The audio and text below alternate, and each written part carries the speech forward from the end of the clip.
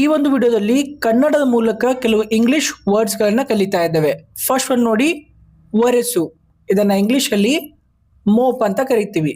For example, ನೆಲ ಒರೆಸುವುದು, right? So ಅದನ್ನ English ಅಲ್ಲಿ ಮೋಪ್ ಅಂತ ಹೇಳ್ತೀವಿ. ಗುಡಿಸು, ಇದನ್ನ ಇಂಗ್ಲಿಷ್ ಅಲ್ಲಿ ಸ್ವೀಪ್ ಅಂತ ಹೇಳ್ತೀವಿ. ಗುಡಿಸುವುದನ್ನ ಇಂಗ್ಲಿಷ್ ಅಲ್ಲಿ ಸ್ವೀಪ್ ಅಂತ ಹೇಳ್ತೀವಿ. ತಿಕ್ಕು, ತಿಕ್ಕುವುದಕ್ಕೆ ಇಂಗ್ಲಿಷ್ ಅಲ್ಲಿ ಸ್ಕ್ರಬ್ ಅಂತ ಹೇಳ್ತೀವಿ. ಹಿಂಡು, ಹಿಂಡುವುದನ್ನು ಇಂಗ್ಲೀಷಲ್ಲಿ ರಿಂಗ್ ಅಂತ ಹೇಳ್ತೀವಿ, ರೈಟ್? ನೆಕ್ಸ್ಟ್ ನೋಡಿ, ನೆನಸು. ನೆನಸುವುದನ್ನು ಇಂಗ್ಲೀಷಲ್ಲಿ ಸೋಕ್ ಅಂತ ಹೇಳ್ತೀವಿ, ರೈಟ್? ಸೋಕ್ ಅಂದರೆ ನೆನಸು. ನೆಕ್ಸ್ಟ್ ಒನ್, ತೊಳೆ ಅಥವಾ ತೊಳೆಯುವುದು. ಇದನ್ನು ಇಂಗ್ಲೀಷಲ್ಲಿ ವಾಶ್ ಅಂತ ಹೇಳ್ತೀವಿ. ಒಣಗಿದ, ಇದನ್ನು ಇಂಗ್ಲೀಷಲ್ಲಿ ಏನಂತ ಕರಿತೀವಿ? ಕಾಮೆಂಟಲ್ಲಿ ತಿಳಿಸಿ.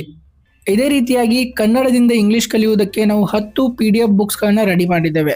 ಇವುಗಳನ್ನು ಕನ್ನಡ ಮತ್ತು ಇಂಗ್ಲಿಷಲ್ಲಿ ಎಕ್ಸ್ಪ್ಲೇನ್ ಮಾಡಲಾಗಿದೆ.